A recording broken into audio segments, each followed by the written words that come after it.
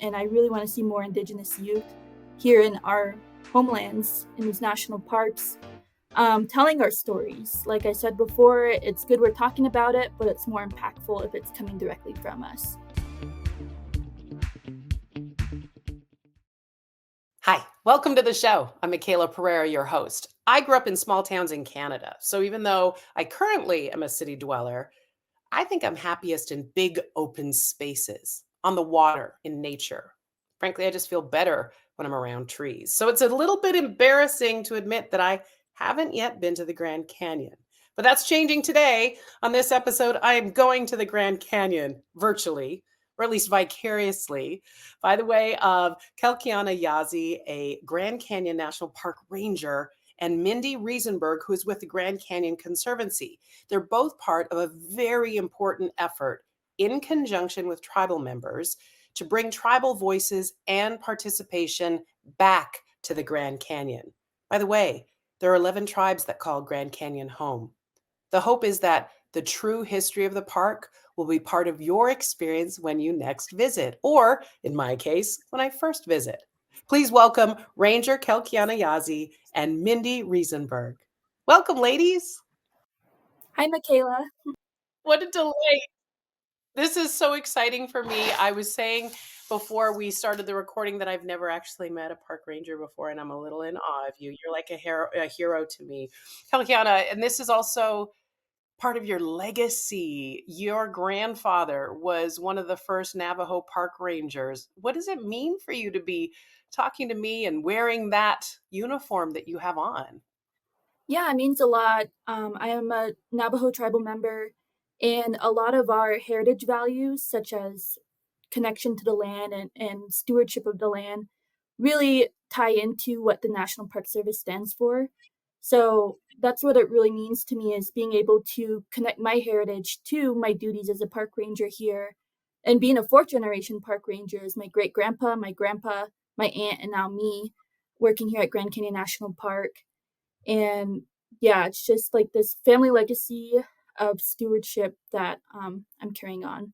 And it's a way to help strengthen my own connection to my heritage as well. The word stewardship is so powerful and so beautiful. And I know that tribal members feel as though they are stewards of the land. And frankly, all of us should be more stewards of the land. You speak about your legacy and your grandparents and your aunts and the fact that they were park rangers. I understand too, your great grandfather and his brother were traditional medicine men. Tell me more about them. I think you've even shared a picture with us. Yeah, so my great grandfathers, their names were Hubert Laughter and Floyd Laughter.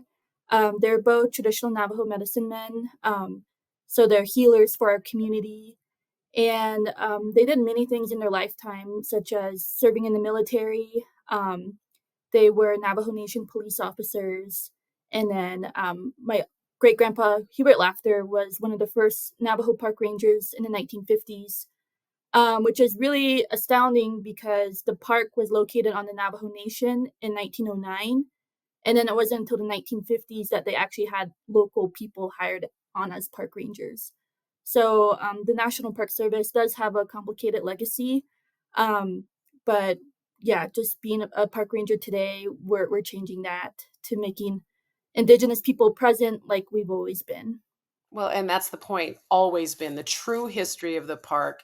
And we talk about the importance of righting some historical wrongs, Mindy. I mean, this initiative has been a long time in the making. And I would say that the tribal folks would say it's been too long in the making, but we're here now.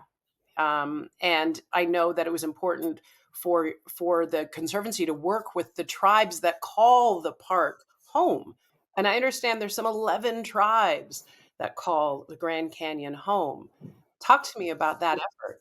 Yeah, there are 11 tribes that are affiliated with Grand Canyon, and there is an intertribal working group that is made up of representatives from each of those tribes that has been working hand in hand with Grand Canyon Conservancy and the national park to, make these wrongs. You can't make them right, right? You can't change the past, but to, address some of these historical inequities that have happened over time and since the creation of Grand Canyon National Park.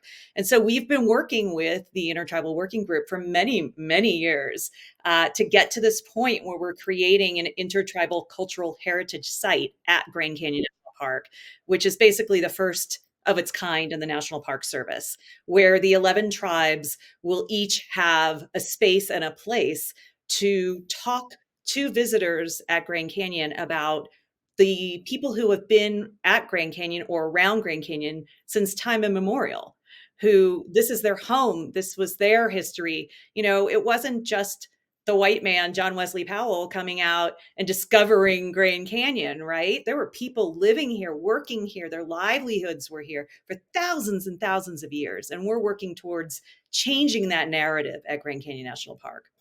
Discovering it, and the tribal people are saying, discovering it, we've been here, talk to us. And now you're part of that conversation.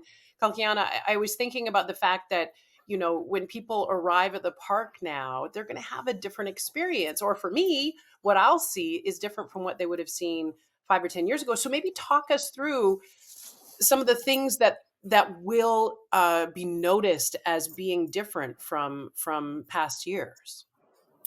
Yeah, so I grew up nearby the park, about 2 hours from here. So I always took elementary school field trips here, and the narratives were always talked about from a European explorer pioneer perspective. And that's what it was like when I started working here in 2021. For the most part, like the current park film was focused on the Euro-American science, like Western science perspectives of geology. And John Wesley Powell was mentioned in there about being the first explorer of Grand Canyon.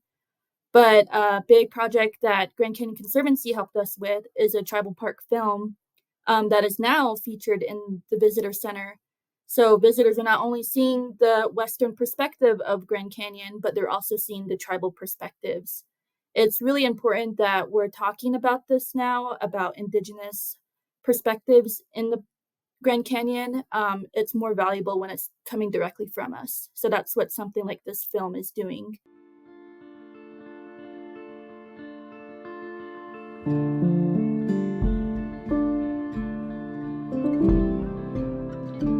There's a story behind the landscape wherever you go.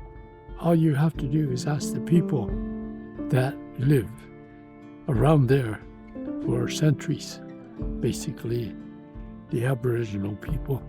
I got to see it. I got a sneak Yeah. peek of it, and I have to tell you, it is beautiful. It's compelling. It is moving. You will forever be changed when you see it. And I think that's a big task to get 11 tribes with all of their members to come to consensus.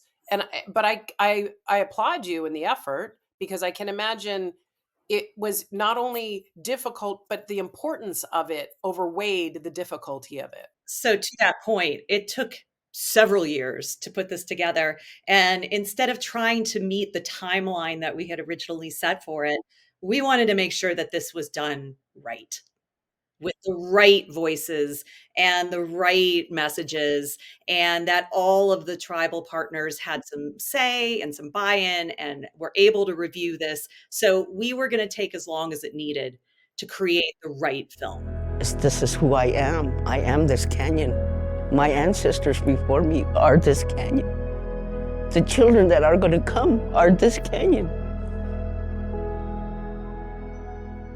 Hey, Kelkiyana, by no means do we say this erases the past, the mistakes of the past, the pain of the past, because we know that voices were muted, that people's culture was removed, they were separated from it, people were taken from the land. There is pain, as you alluded to at the top of this conversation. This is complex. It's a complex history and relationship. But this is also a point of healing. This is a paradigm shift, right? This is the beginning of what can be a change in the evolution of it.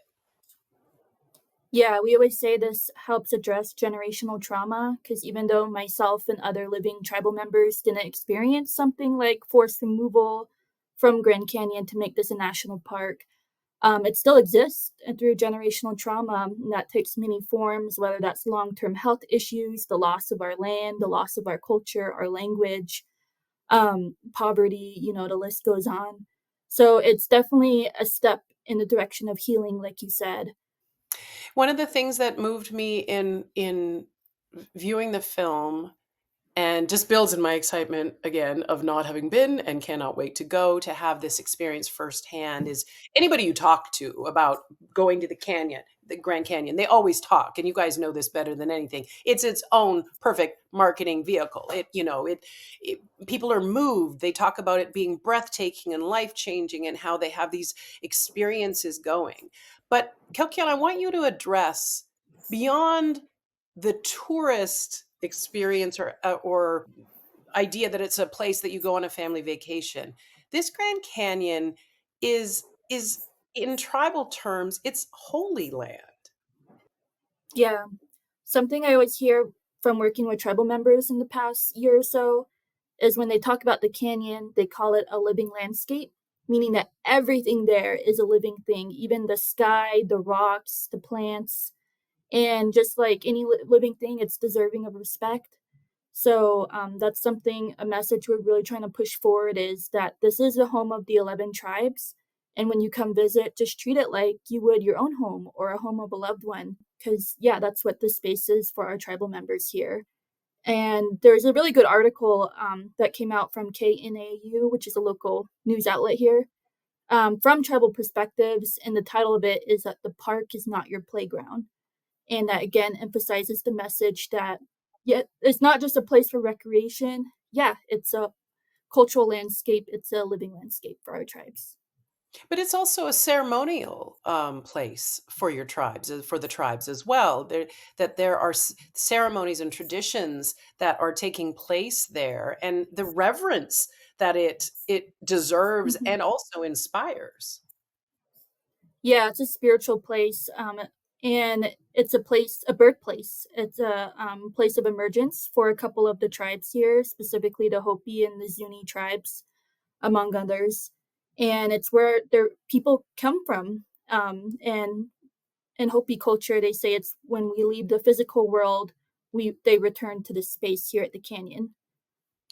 I've been thinking about the fact that for me, I've had my own voyage of connecting with my culture and discovering ancestral roots and how important it has been for me personally and on my own voyage in finding my voice and claiming my identity. And I wonder for you, Kelkiyana, as a young woman and as a Indigenous woman, how this has healed. You talk about generational trauma, what that has done for you personally. I'm talking about outside of wearing this uniform in this role, but Mhm. just as in your own identity and your own path to fully understanding who you are, what this experience has done for you.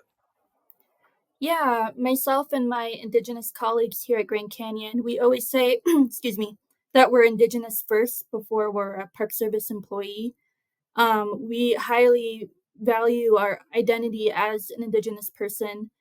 And for me personally, it means a lot to me because it's helped me reconnect to my identity as a Navajo person, as a Diné person. And it's helped me really see the value of the landscape. It's helped me see the injustices that have happened to our people and why it's important to continue that on through the work that we do here in the park.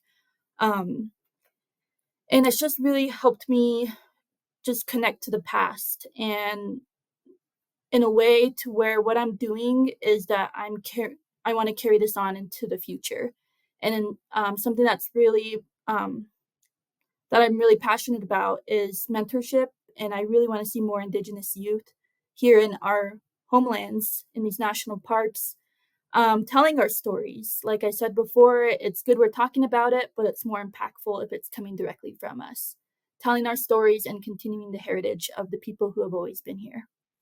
Telling your stories in your voice and sharing your Mhm. culture with people and your language and all of those traditions for sure. This is going to just enrich the experience at the park, Mindy, all of this. I mean, I know you've just been made the chief communications officer, and I know that making sure the messaging around all of this is vital to you. I can tell by the type of woman you are that it matters to you that these voices are elevated, that the history, as complex as it is, that we recognize it, and that part is vital to, as we talked about, a measure of healing. Yeah, and there's been a real sea change here as to how we address this, right? When I first came to Grand Canyon Conservancy 7 years ago, I was not allowed, actually, to really address this in this way. We didn't talk about it as Kelkiyana was referring to. It just wasn't discussed that I couldn't say that people were forcibly removed from this land to create a national park. And over time, through the Intertribal Working Group, with the wonderful superintendent that we now have at Grand Canyon National Park, who has made Indigenous uh, affairs and teaching the stories a priority for the park, which means it's a priority for Grand Canyon Conservancy as the nonprofit partner. That has changed everything. And as somebody who believes in social justice and civil rights and the whole thing, I was so happy to be able to speak my mind and the mind of what everybody else is thinking, right? And to really say the truth about what happened in the past and be honest about it and not whitewash it and tell the people this is the history, these are the hardships, but these are the people whose stories you really need to hear because they call Grand Canyon home. And so it is so, so wonderful to be at that point now. And I just give so much credit to Grand Canyon National Park for getting to that point. You look at the old pictures and you just see the sorrow and everything in their faces. So everything that they went through and suffered, I'm still here. I am their legacy. And I try to be in a good place, in a good way, to make them proud for all their loss. It's interesting when we have been talking about social justice. We've been thankfully necessarily talking about some of these topics more and more in the last, I don't know, while. Let's just say last while, because after the pandemic, I don't know what time is anymore. I couldn't tell you if it's been a year or 2 or 5 or 10. But it feels as though there is a sea change, and these conversations are coming out of the shadow, sometimes dragged, sometimes we are willing to have them. But what I realize is it takes partnerships, right? I think about the fact that the two of you, first of all, are part of this conversation, right? A fourth generation Navajo Indigenous woman who is a park ranger, Mindy Riesenberg, a woman that doesn't have Indigenous roots, comes from a very different background. But again, in order to right the wrongs of the past, we have to come together. Kelkiyana, that is such an important part of this, be able to share this collective, because we do walk this earth together. Yeah. Well, and something that we say here is that we have moved at the speed of trust. And that is what it has taken to work with the Intertribal Working Group, Grand Canyon National Park, and Grand Canyon Conservancy. And so nothing moves fast, but it gets there and it gets done well, and everybody is a part of it and trusts each other. It's beautiful. Mm-hmm. Moving at the speed of trust, Kelkiyana, that is really a beautiful thing. And trust, once it's broken, is hard fought to repair. It can be, but it takes time. Yeah, that's what's important about this is our relationships with our tribal communities. Grand Canyon Conservancy and park employees here have been really great about immersing ourselves into the different cultures here. Because even though, like, I'm Navajo, we're different than the Navajos in New Mexico. We're all different. So it's really great that staff here are just so open-minded and like willing to hear all these different perspectives. Where like park rangers that I work with have started podcast series as well, interviewing tribal members and hearing their own perspectives and stories and sharing those out too. Okay, well now you've got me hooked, and I'm going to have to find some of those podcasts. Um, I want to talk about why this place has been important to you, Mindy, because I know it's different for you than it is for Kelkiyana. There is legacy, there is tradition, it's in her bones, it's in her blood, it's in who she is.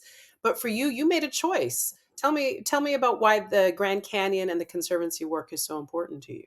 Oh, wow. I mean, there's so much to say about that. Well, you got a microphone. I was in nonprofit work for many, many years, but I come from a relatively recent American family, where we were Eastern European Jews, and there's a lot of generational trauma related to that as well. Very different, but I feel a kinship in some ways with my Indigenous partners and friends, going through some of the things that, I feel that my great grandparents and great grandparents went through. And I saw that in them when they were still alive. And so, to me, just being raised in a family that, again, civil rights and social justice was at the forefront of what we talked about and what we did and what we were involved in. Getting to be involved in this is amazing for me because I feel like I can make a difference and, do something to help elevate Indigenous voices. And even beyond that, I would like to see, in the coming years that there are more Indigenous people working at Grand Canyon Conservancy, representing the people who live or who came from Grand Canyon, to tell those stories internally as well. It shouldn't just be me in marketing. And I already do have one Dene team member who I've hired. And that's the goal, is to bring these voices back into the park and back into the positions at the park. So that it isn't just you, just Kelkiyana, that there are others, as you mentioned, sharing those stories from a personal point of view. Kelkiyana, I want you to speak to someone like me who hasn't been, and is feverishly planning her first trip to come. What do you want my experience to be at the Grand Canyon? What do you want me to take away from my time there? Yeah, that's a really good question. The big thing is, of course, that this place, we really want you to connect in a way that you know that this is the home of our 11 associated tribes, and to feel inspired by that, by this beautiful canyon that's been occupied for generations. And everybody connects in their own way to the space, and just really hold on to that connection when you're here. And there's a quote from a Diné woman, Renee Yellowhorse, who says, "When you come to the canyon, come with prayers in your heart, purpose in your step, and then you just leave it the way you find it." So I always really like that quote because that's just is how you come here to this canyon. And something I personally feel when I am here at the canyon, even though I've seen it a bunch of times working here for the past 2 years, is that I do feel its aliveness. And I do feel the people who were here before, including my own relatives who are no longer physically with us. So I just really hope when people come to the canyon, they feel something like that too, that special connection to the space. For those that are listening to the show and not getting to see the beautiful faces of my guests today, Kelkiyana Yazzie and Mindy Riesenberg, I've watched you as you were speaking, Kelkiyana. You turned your head to the right and looked out the window. You have a view of the park where you're sitting right now. And when you turn and look, what do you see? Describe for us as best as you can, because I have a feeling you're used to having to describe things in a way when people can't see it. Describe what you're seeing and describe what you're feeling when you see that. Yeah, so I'm currently at the park headquarters, and right now we just have like a forested area out here. But even just seeing that, the trees out there and the sky, it's in a way just again, comforting that this is a space, again, that's been occupied for generations. And the canyon's actually not that far from here. And I really hope that you, Michaela, and many others who have never been here see it someday. Sunset's the best time to see it, but honestly, anytime's the best time. But yeah, it's just powerful. You can feel that power. And like I said, it's just a comfort. I get that. As I alluded to, well, just said at the outset of our conversation, growing up in Canada, I am very sensitive to nature and being in wide open spaces. I feel it when I'm on the island of Kauai. I feel it when I'm in Palm Springs with those mountains that I'm near. I feel it. I'm always better when my hands are in the dirt gardening, when I'm close to nature. And I know that it's going to be a magnificent experience when I'm there. So when people book and come, they're going to see names change. They're going to see trailheads, garden names have changed. I kind of want them to experience it, but Mindy, give us just a little hint of some of those things that they may experience differently now. Yeah, so the park is doing a big effort to go across the park and change out signage that was historically, about the white man explorer, or, completely ignored any of our tribal partners. And so last year, we were able to finally rename an area that had been called Indian Garden to Havasupai Gardens. And that, it was the home of the Havasupai. We had a ceremony last May, and then we had a private dedication ceremony down at Havasupai Gardens with Havasupai tribal members who now, have access to spaces down at Havasupai Gardens that they're allowed to use for whatever they want, ceremonial, whatever. This is their space to co-steward with the Park Service. And so that's just the beginning. You're going to see changes like that throughout the park. I love it. Correcting a wrong, because I know in even a recent history, tribal members had to pay to get into the park, Kelkiyana. And I know that is a point of frustration, and that is no longer the case, I understand. Yeah, here at Grand Canyon National Park, the park is fee-free for the 11 associated tribes, but I've met tribal members from like the Comanche Nation in Oklahoma, and they said they didn't have an issue getting through the entrance gate, and they got in fee-free as well. So it's really great to see not just the 11 associated tribes, but all of our Indigenous neighbors come here to Grand Canyon and be able to experience this space, to experience our homelands like that. I'm not alone in saying that sometimes if you read the headlines, the world feels a bit like a dumpster fire. And I think people often feel frustrated that they can't affect change and that they can't see things improve. They can't be part of something. And so I think this conversation has been not just beautiful and inspiring and moving, but I think it has done something for a person like me and for hopefully for others, in that we can make change. Things can be corrected. Things can be righted. We can move towards place of healing and understanding and forgiveness. And I salute the Grand Canyon Conservancy. I salute the 11 nationally recognized tribes too for working together to come to consensus to make this happen. What a delight. What a delight this has been. Okay, so I guess we got to start planning my trip. Yeah. You have to tell me when not to come, because I do not like a crowd. I like it nice and quiet. So y'all got to figure that out with me.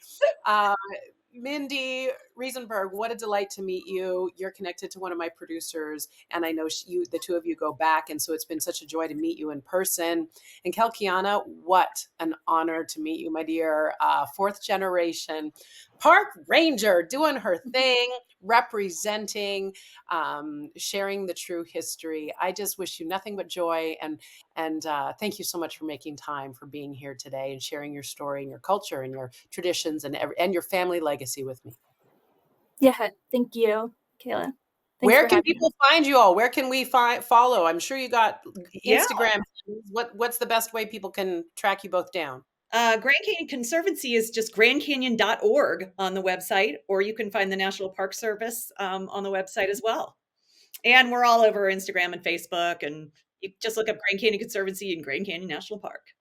Yeah, and we're working on more Indigenous focused posts for both Grand Canyon Conservancy and Grand Canyon National Park. So yeah, keep a lookout for those as well.